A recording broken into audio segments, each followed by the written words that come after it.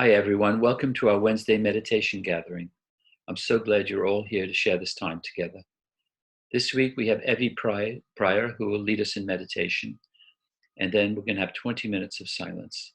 After that, we're going to open it up for sharing, and we'll end about 10:45. Over to you, Evie. Hi, everybody. How wonderful to be here. I feel incredibly honored to be invited into this family, the miracle family.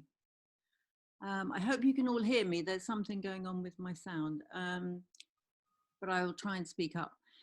First, I really wanted to read one of my favorite passages first from the course.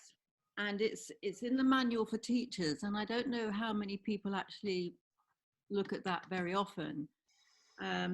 But I just like to read the first point, which I always go back and read a lot. It's a teacher of God.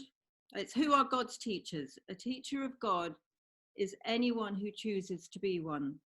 His qualifications consist solely in this: somehow, somewhere, he has made a deliberate choice in which he did not see his interests as apart from someone else's. Once he's done that, his road is established and his direction is sure. A light has entered the darkness. It may be a single light, but that is enough. He has entered an agreement with God, even if he does not yet believe in him. He has become a bringer of salvation. He has become a teacher of God. And I love that passage because it takes all the specialness out of anything that we do. We're all equal. We're all teachers of God because we've decided to go for the light, to allow us to be the light of the world, each one of us. And it is brave, it is courageous to stand up and do that. And it's not special. We're not special. And I loved, when I first read that, I thought, wow, anyone who decides to go on this journey is a teacher of God. And I love that. My lesson today is there is nothing to fear. So I wanted to set the meditation up around fear and all the parts of us that are still afraid. It's easy to say to ourselves in the lesson, that I have nothing to fear. And we know that deep down because we're not learning new things from the course. We're just remembering our truth. But in that journey, there are parts of us that are afraid for very good reason. From our conditioning, our experiences, all the things that we need to heal to become free of that fear. And we know that fear is imagining something is going to happen that isn't going to happen necessarily.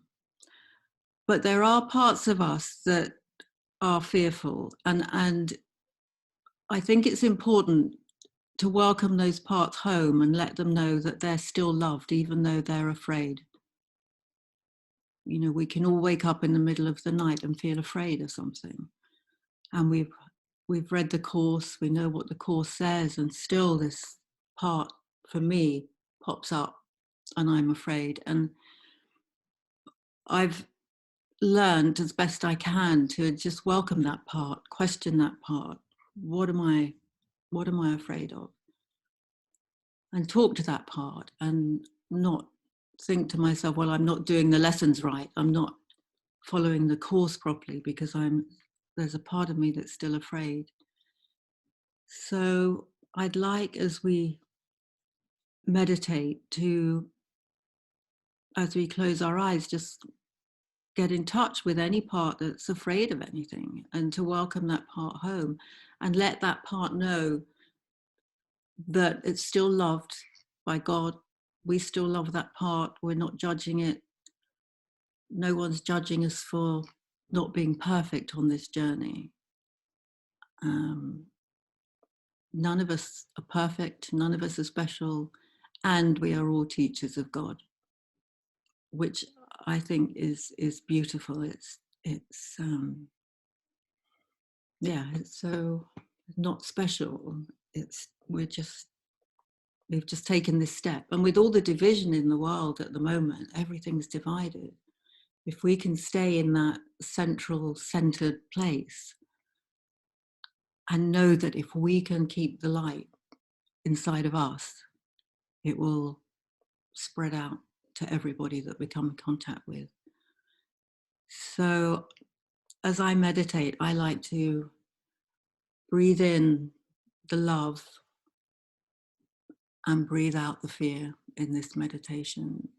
And so I invite you to close your eyes, and we'll have 20 minutes of meditation, I think, and someone's going to do the gong for me.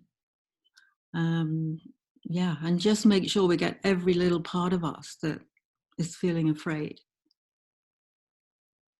and love that part completely without judgment, and know that we're all perfect. So when you're ready, close your eyes. Breathe in the love and breathe out the fear. It's two choices, love or fear, in every second of the day.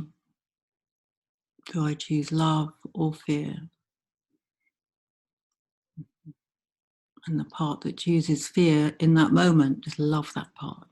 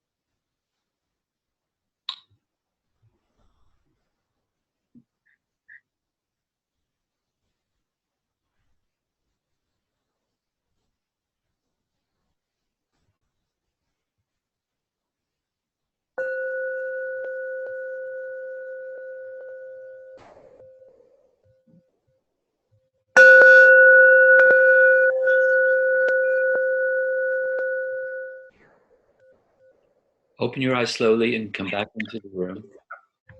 We have approximately 20 minutes left for sharing your reflections and questions. If you'd like to speak, raise your hand or use the reactions button on the bottom of the screen, and I'll take you off of mute.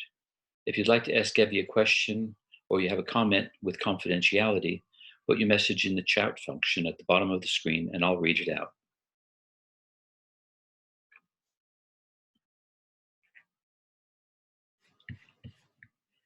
Catherine.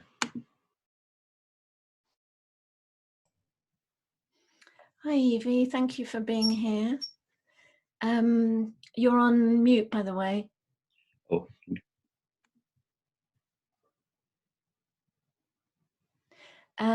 Yeah, thank you. Thank you for that. Very timely for me. So mine's a comment and a question, really. So I can find that with A Course in Miracles, I'm sometimes triggered to sort of go into a different direction from the one you just took. So, for example, that which suffers is not part of me. I can use to, it almost makes me feel not to love the fear and the messiness. And so with that, I've kind of changed it, and I find myself saying, I am part of that which does not suffer. And that I find much more can take me out of the fear and to identify with the, the real self, whilst kind of also doing what you've just done now, just loving myself as I am. So I wonder if you can speak to that, maybe speak to how the Course can take us, I was going to say maybe it's just me, but how the Course can take us into sort of blamey, not acceptance sometimes. I think because for me, as a human being with an ego, I can often tell myself that I'm not doing it right. I'm not good enough. I'm not following the lessons properly. I'm still afraid of things. I still react rather than respond. All the things that humans do. And I've had moments when I thought, well, I'm not good enough to do the course because I don't feel in this place of being held by the love of God in this moment. And so the healing work that I do, it's all based on the course, is loving those parts that aren't perfect and allowing them to be part of us without judging them, and having the temptation to say, well, I'm not good enough for this. I'm just going to stop doing the course. And that's why I love the, the manual for teachers. Once we have, I sometimes say, like, taken the red pill, even if we don't feel we're good enough, we have made that decision to be the light, to hold the light within us. And I think for me, guilt from the past will hold me back. I'll look at things that have happened in the past and think, well, I was a bad person then, or whatever. So it's even loving that part in that meditation. I was very conscious of places coming up where I could really be judging myself. Big sort of ego attacks. I just had to keep bringing myself back to love, that I am loved by God, that I am perfect in God's eyes. And so we have all this framework in the course, which is so beautiful. And for me, it's learning to not be taken out by the parts that I don't feel are perfect, that I feel do get scared. And yeah, does that answer? It does. Thank you. And thank you very much for the meditation, for the invitation to love ourselves. Thank you. Jane, would you like to say something? Hi, thanks for that meditation. I find it very useful, and I just as I was meditating, I realized that this morning that it's about loving my fearful part, but it's also loving in my perception other people's fearful parts. So that's of course my perception, because we're all one. It's all one fear. So I noticed that this morning there was some fear going on in the house that wasn't in my perception mine. And I only just realized when I was meditating that because I've kind of, well, because I sort of, I'm in 12-step program for codependency, and I tend to take on other people's feelings quite quickly. I was just realized I actually didn't. And I observed that I hadn't, and that I didn't have a fear reaction, with my heart going faster and the kind of classic fear reactions. So I was thinking, I was feeling very grateful. So I think, the course is working, I think, because I'd managed to kind of let go of what I perceived as being outside myself, but of course wasn't. And yeah, so just to sort of think of it in that way, as well as other people's fears or anger or however it presents itself. Yeah, and I just felt that really working. So thank you so much. Lovely. Thank you. It's amazing. It's wonderful when we can see ourselves, and I always love the words respond or react. So you didn't react to the perception of it being someone else's fear. You responded as if it was part of you, and you could just stay calm and not fused with that person and be part of a solution rather than jumping in. Yes. Yeah, that's amazing. Yeah. Well, lovely. I mean, I think it was the forgiveness thing. So the letting go of forgiveness, Yeah. which is the same for me. Absolutely. We're taught so much in the course, and I think my life's work is to bring that into real life as much as possible. Thank you. Thanks so much. I have a comment in the chat window.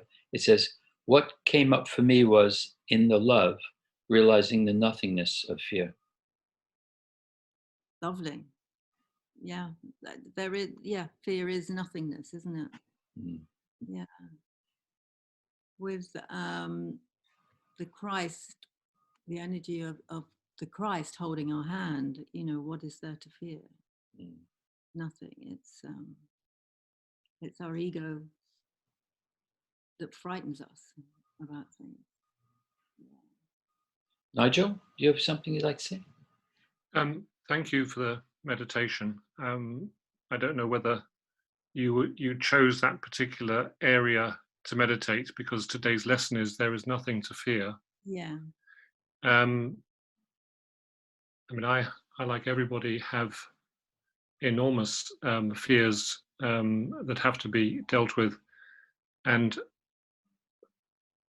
it helps me particularly not to feel that I'm not making any progress, to realize that the course does talk all the time on different levels, and fear is one of the key words, but it also has many levels.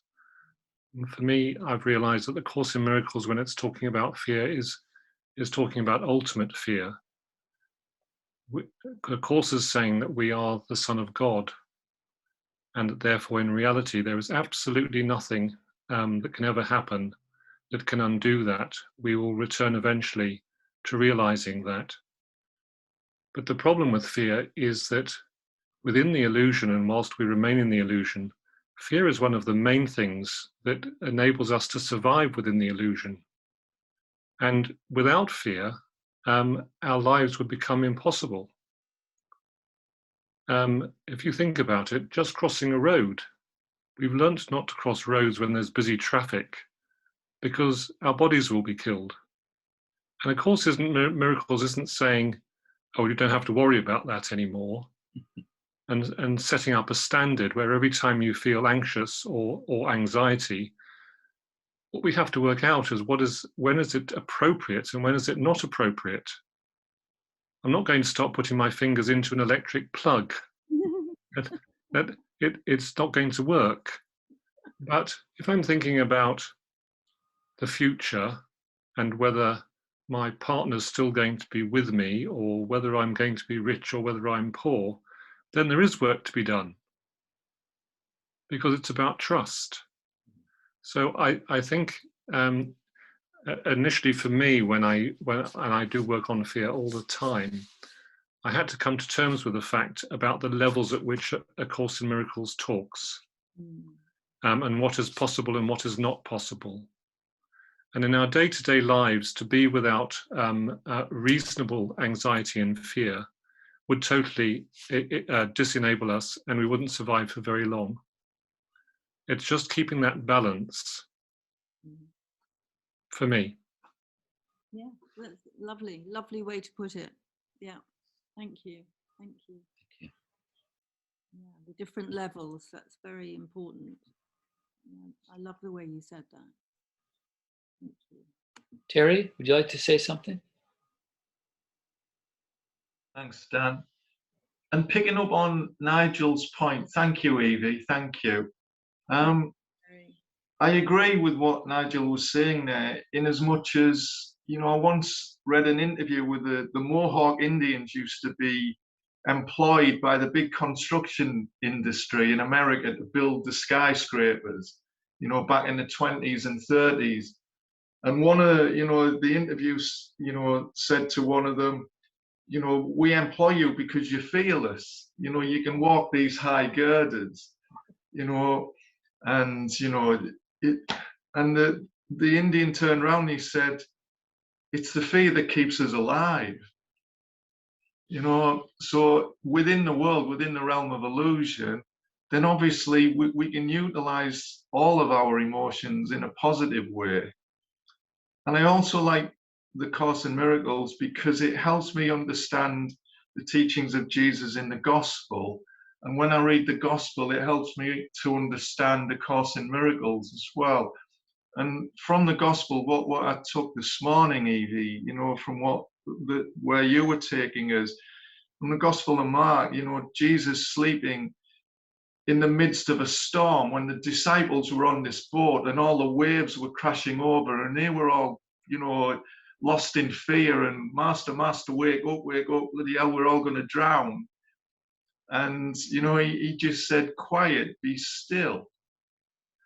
And there is this place in our mind, you know, if we can connect to that poise and that still point and that part that is Christ within me, then we can say to our fears when they're overwhelming us, like the storms of life, oh, quiet, be still, and cut through it to that inner poise. But that takes practice and willingness to engage in a committed spiritual path and discipline, in my opinion, along with grace. You know, the two seem to go hand in hand. It's grace to us, but we make ourselves available to receive it at the same time, if that makes sense, Evie. Yeah, it does. Thank you. I love that. I love the way you've put that. And I love the way you said it takes discipline. And I think the way the course is set out, where we have the lessons every day, you know, I've trained in lots of different things, but I know nothing. But I remember some things, you know, we can make new pathways in our mind. You know, when I work with a brain surgeon who actually can see on x-rays that if we keep repeating behavior, we get to this, they call it unconscious competence, where we will immediately go to that place you're talking about, because we know we can go to that place of Christ in the boat, just saying, be still. And it's dealing with all the parts of us that are feeling unloved because they're not good enough, or, you know, because of the way our parents treated us or something like that. So I think, you know, the course is talking on all different levels. And I think today we've had lots of different levels coming through. And you know, the old timers in the course, not the old timers, but you know, people that are experienced and dedicated, we can cut through to a beautiful place. And it's also just being there for people beginning this journey, you know, and somehow encouraging people that we're not always going to be able to cut through to, oh, I'm supported by God and I'm the son of God, and so nothing to fear. You know, we will always have our fears. And I love the level of not walking out into the traffic because we haven't got the fear of that or the common sense to not step out there. So I do love, yeah, everything everyone said. It's been wonderful. Yeah, thank you. There's somebody there. Dennis, would you like to say something? Take yourself off of mute. Good. Oh.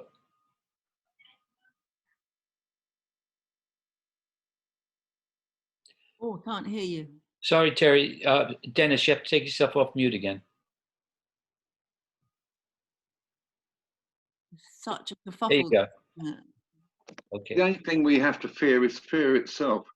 And fear multiplies it by the amount of attention you give it. The opposite of fear, the opposite of love is fear. Don't get me wrong, I was in the Merchant Navy and I was on the deck crowd and I had to go up the mast. And I went 4 steps up the ladder and I froze. I tried drinking a bottle of scotch and I was drunk as a skunk until I got to that ladder, and then I was sober as a judge. I persevered. Yes. 1 step at a time. So I went 3 up and then 4 up and then 5 up. And in the finish, by the time I finished in the Merchant Navy, I used to volunteer to put aerials at the top of the mast for other people. Wow. But it took time. Yes. And perseverance. I love that. Yeah. That's a wonderful, wonderful true story and metaphor for us all. Yeah, thank you. And whiskey doesn't work. Yeah, I found that out a long time ago. Oh, I love that story. Gorgeous. Thank you. Okay, who has a question or a comment?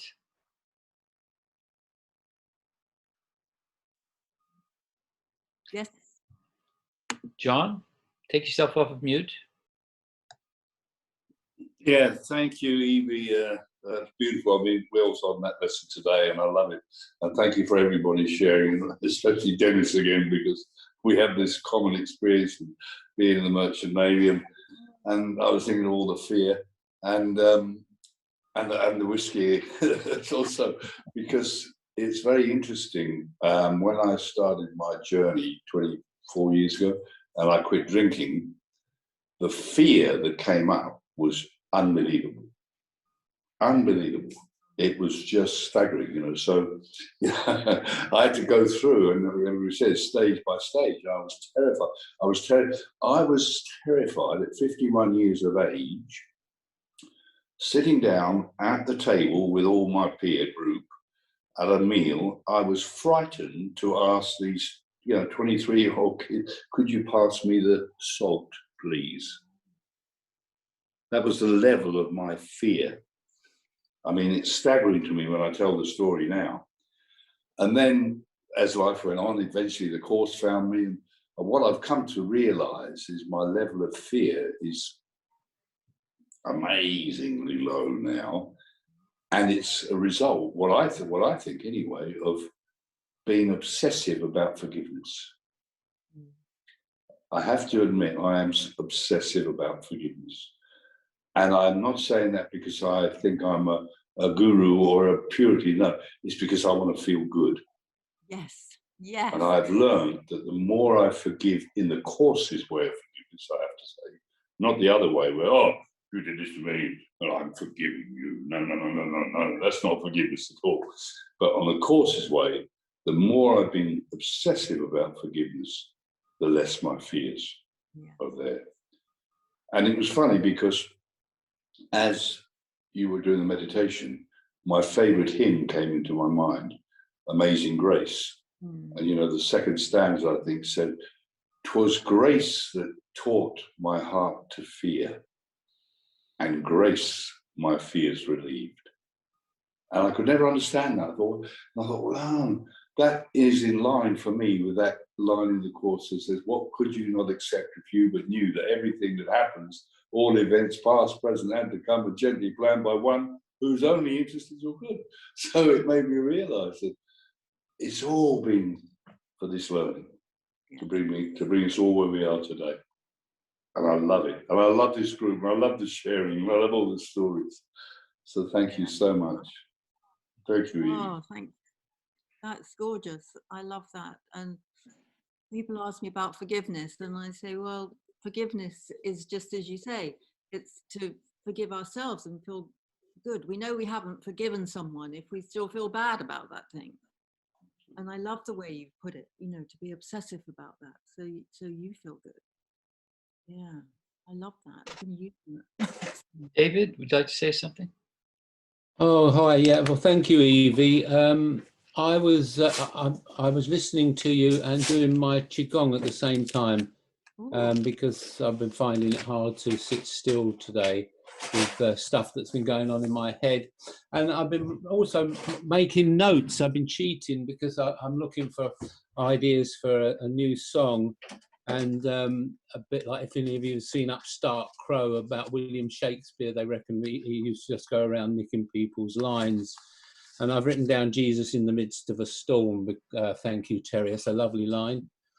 And I'd already written down fear of the fear. Sorry, the gentleman that spoke about it. I remember a book called Feel the Fear and Do It Anyway, which sometimes works for me.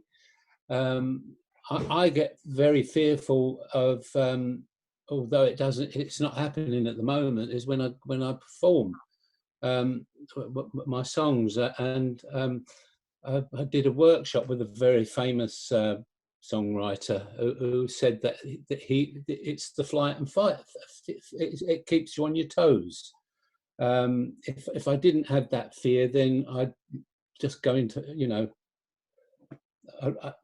I don't know. What I'm trying to say is that yeah, there is what Nigel was saying. I wouldn't exist without it.